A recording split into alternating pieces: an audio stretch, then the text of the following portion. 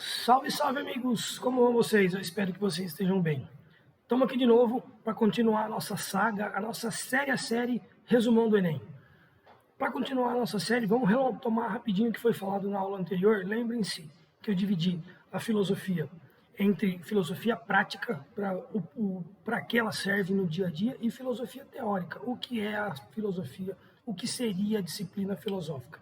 Lembrando que aí na filosofia, enquanto disciplina filosófica, nós descobrimos que a filosofia surge quando os filósofos se afastam do componente sobrenatural e espiritual da mitologia e começam a dar explicações mais racionais para a ocorrência e para a existência humana.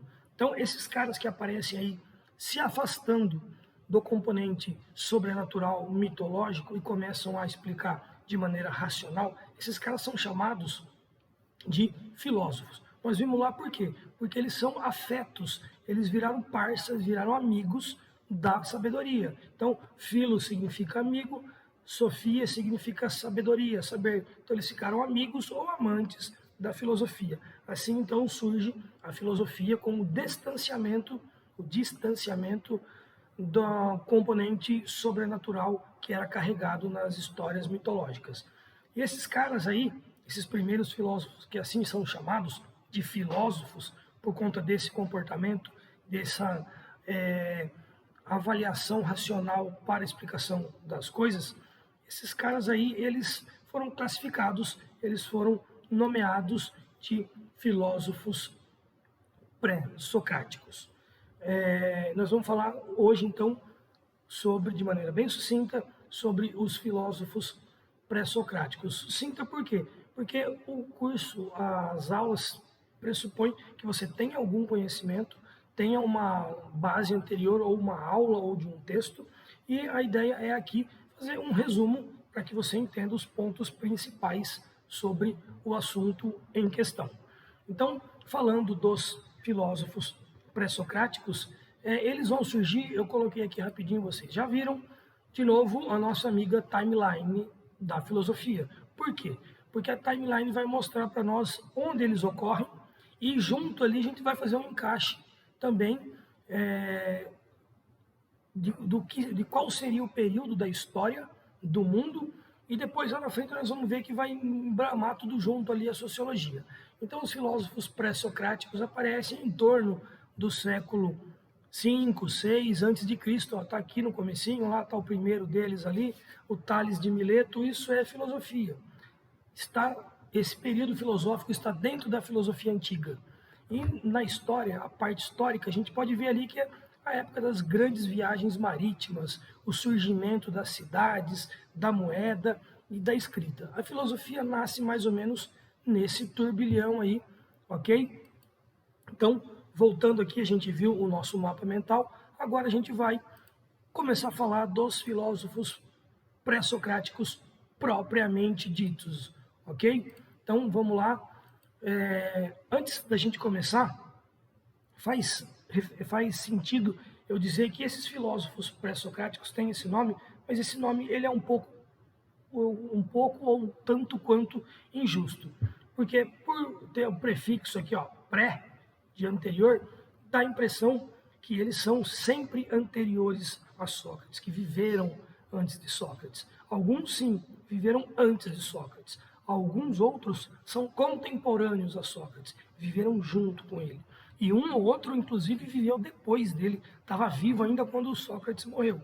Então, por conta disso, talvez o mais acertado seria que chamássemos eles de filósofos da natureza, ou ainda de filósofos da física, da physis. E vocês vão entender agora o porquê desse nomezinho de filósofos da natureza. Ok? Então vamos lá, vamos pegar aqui que está melhor na tela cheia, mais nítido. Esses caras, eles vão surgir, e agora eu vou começar a falar de algumas características.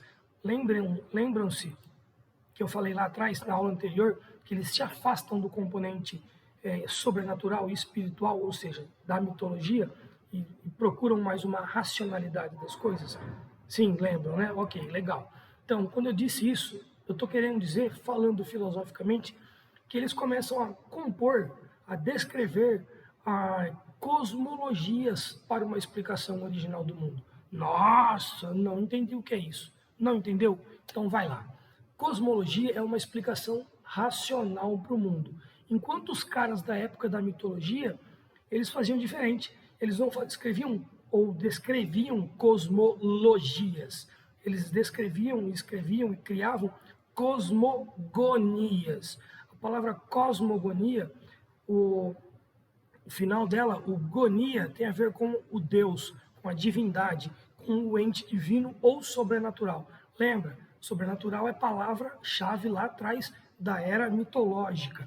Na era da filosofia, a palavra é racional, não é mais o divino, o sobrenatural. Então, na época da mitologia, escrevia-se cosmogonias, ou seja, origem do mundo ou das coisas através de uma vontade de Deus. Gonia tem a ver com o divino, e os filósofos da era racional, os pré-socráticos, se afastaram dessa ideia de cosmogonias e começaram a escrever cosmologias. O logia nos encaminha para um entendimento racional da coisa, quase que científico, pré-ciência, digamos assim, mais ou menos. Então, isso demonstra o afastamento do quesito sobrenatural e a aproximação cada vez mais com a racionalidade. Dessa forma, então, voltemos aqui, eles compõem cosmologias para explicar as coisas e cosmogonias. Para quem ainda não entendeu, imagina assim, uma cosmologia atual que nós conhecemos é a teoria do Big Bang. E uma cosmogonia que nós conhecemos hoje em dia é a história de Adão e Eva. Então, é mais ou menos isso. Os filósofos da natureza, os pré-socráticos, começam a compor cosmologias, tentativas científicas de explicação do mundo, não mais tentativas divinas, ok? Tenho certeza que você entendeu. Fácil, hein? Vamos continuar. Vem comigo, dá a mão e vem comigo que você vai entender. O segundo ponto que é importante, nessa criação cosmológica de uma explicação de como o mundo surgiu, ou do que surgimos e para onde vamos, os primeiros filósofos, e a gente vai falar daqui a pouquinho sobre eles, os jônicos, eles estavam em busca de um princípio fundamental, um princípio unitário que dá origem a todas as coisas. Não entendi, não entendeu? Imagina que eles estavam procurando o que dá o start no ser humano, o que dá o start no universo. Da onde viemos? Do que viemos? Então, eles começam a compor cosmogonias nesse sentido, tentando eleger qual é o elemento primordial, o elemento de origem de todas as coisas. E ali, a hora que eu for falar dos jônicos e de todas as outras escolas, a gente vai falar com melhor propriedade, dando alguns exemplinhos de cada um deles, ok? Para ficar mais fácil o entendimento.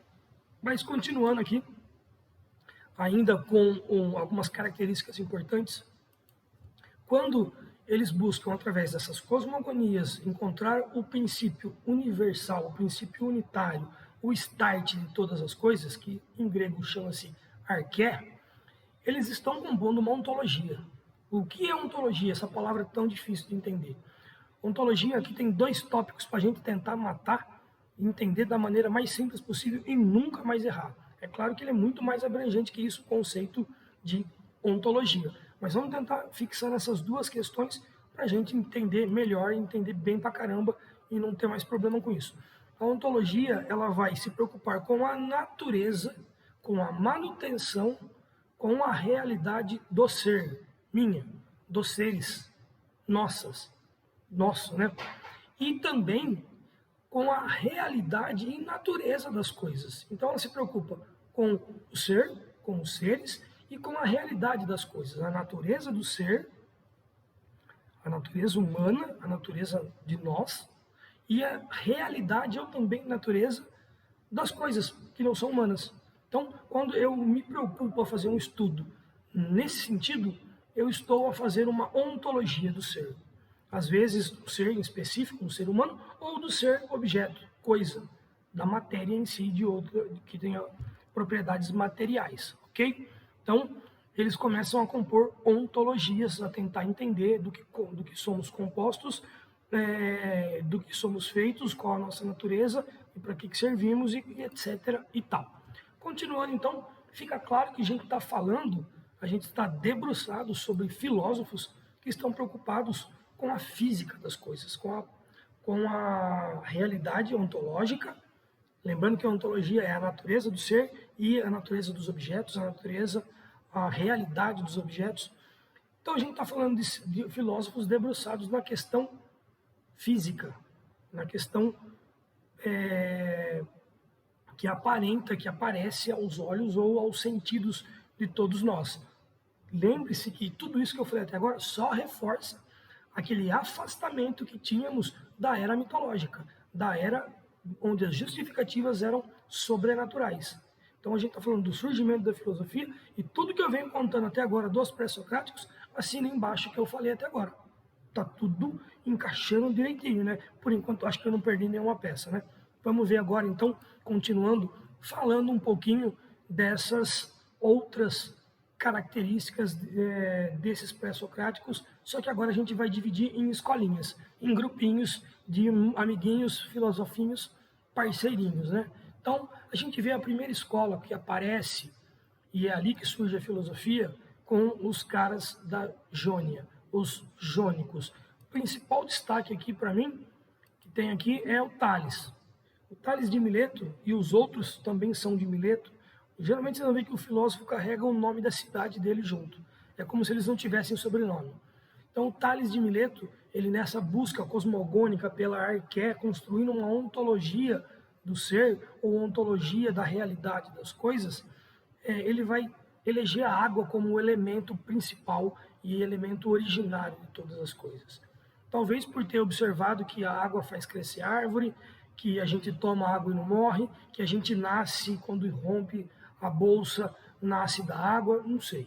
Ele vai entender que a água, em diversas alterações da sua composição, a gente surge como elemento principal, elemento arqué desse ente físico denominado que a gente conhece como água. Os outros caras ali que aparecem na nossa historinha aqui, no nosso mapa, o Anaximenes e o Anaximandro, com arqués diferentes, um vai falar que é o ar e o outro vai falar que é o apeiron, ou seja, aquilo que é indeterminado, ou indefinido, ou infinito, né?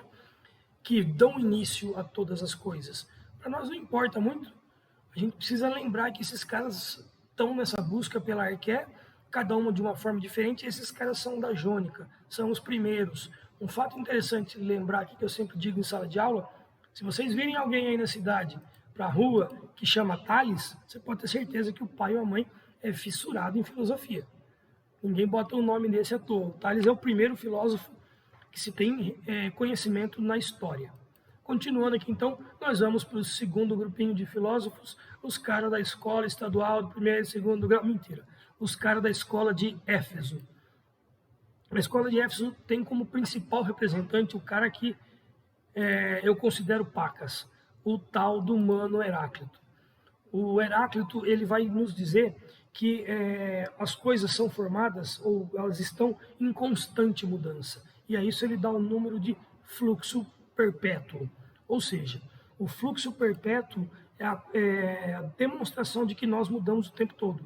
E aí tem a historinha famosa dele, eu vou contar meio rápido aqui também. Imagine que você entrou no rio e tomou um banho. Aí você sai do rio, dá 5 minutos, 2 minutos, 1 minuto, 2 horas, não importa. Vai e entra novamente no rio e toma banho. O Heráclito vai dizer que nesse fluxo perpétuo, eu não tomei 2 banhos no mesmo rio. Não, embora pareça o mesmo rio, ele vai dizer que não. Por quê? Porque primeiro, o rio não é mais o mesmo. A água passou, foi embora e está vindo outra água. E se eu tomar o terceiro banho, vai ser o terceiro banho diferente. Primeiro, então, a água passou, foi embora, o rio não é o mesmo.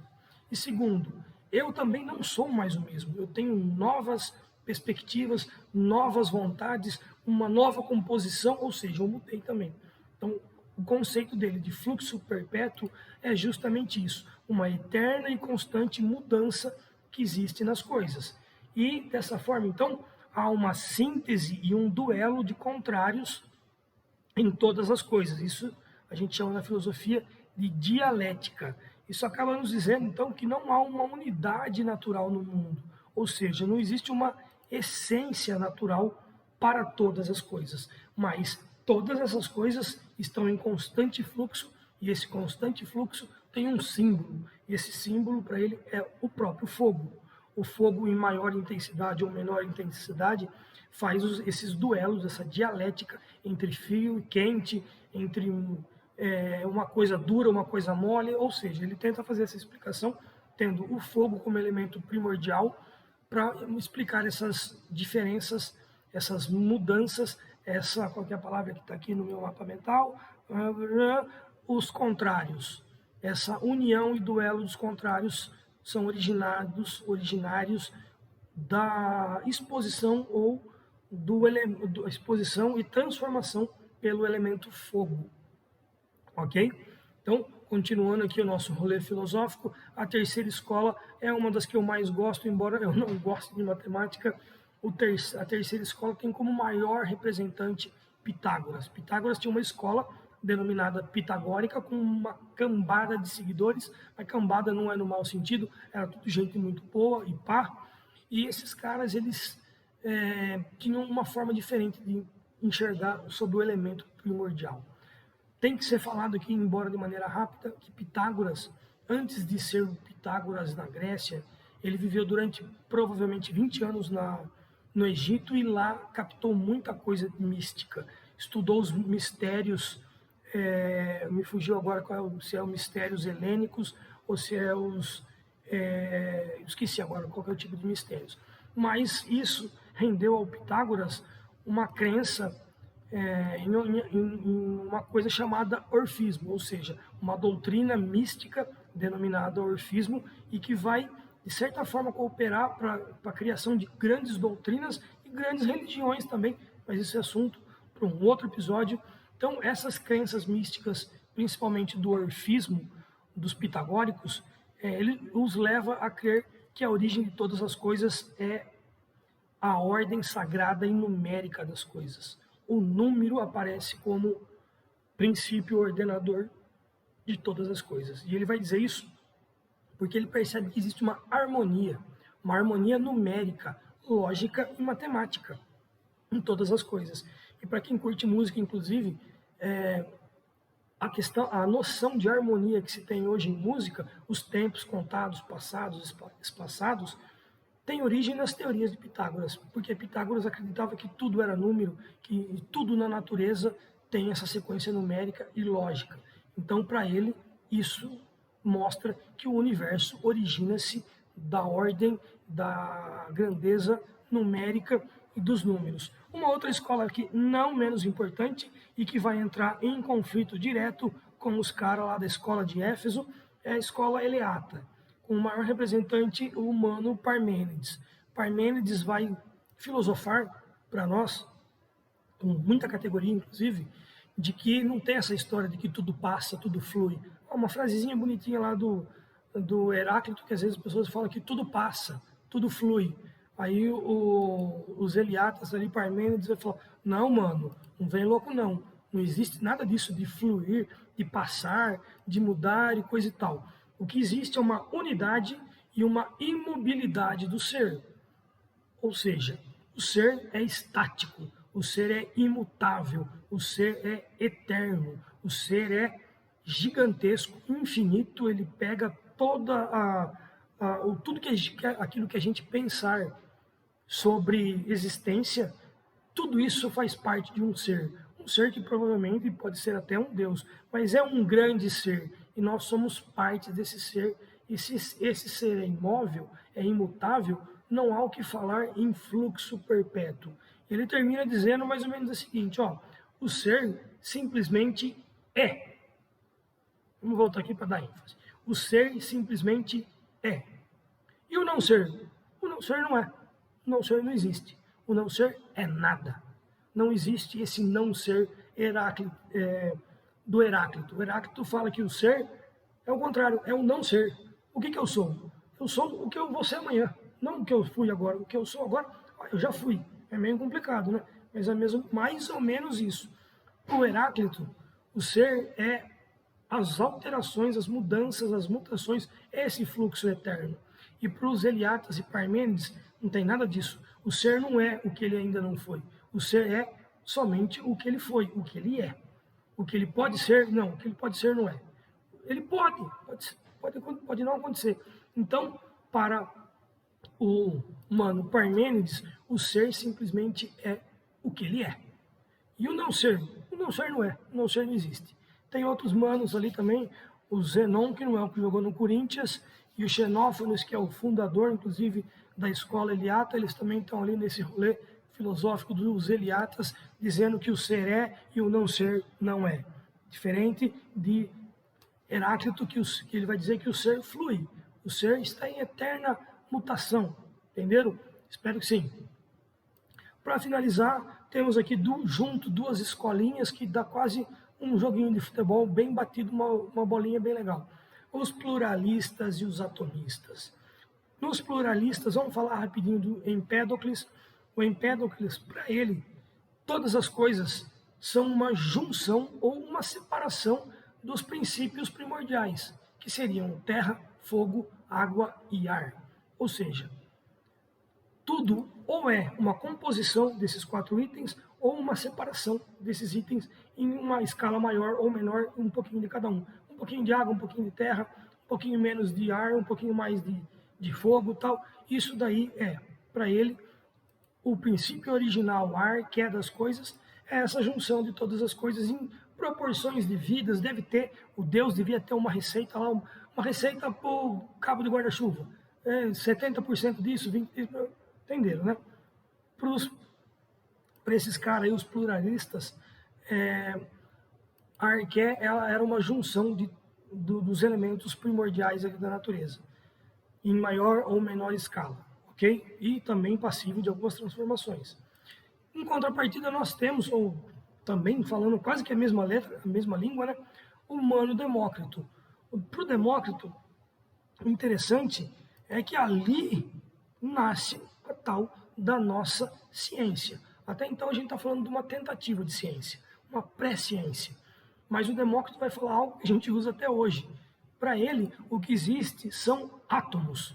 São pequenos átomos e nós somos compostos, e todas as coisas são compostas de pequenos átomos, que ali ainda não dá para enxergar, mas um dia vai dar para enxergar, ele fala.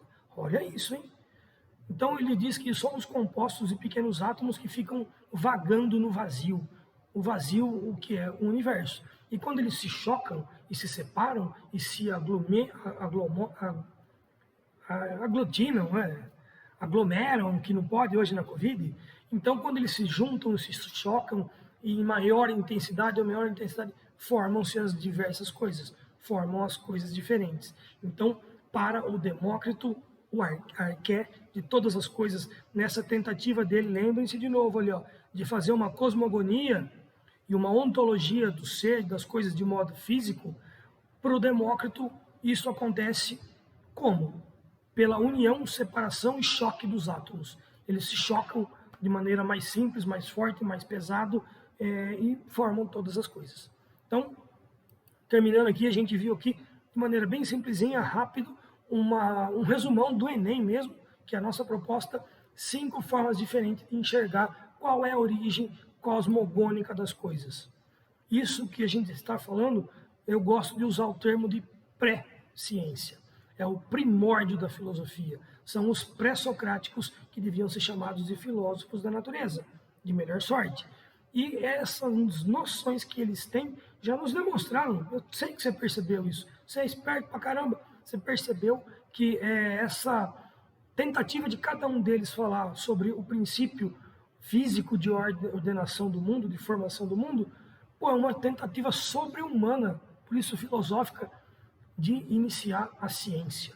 E aí a gente vê lá o Demócrito falando já em átomo, cara. Isso daí é muito sofisticado para aquela época, para 400, 300 anos, 100 anos antes de Cristo.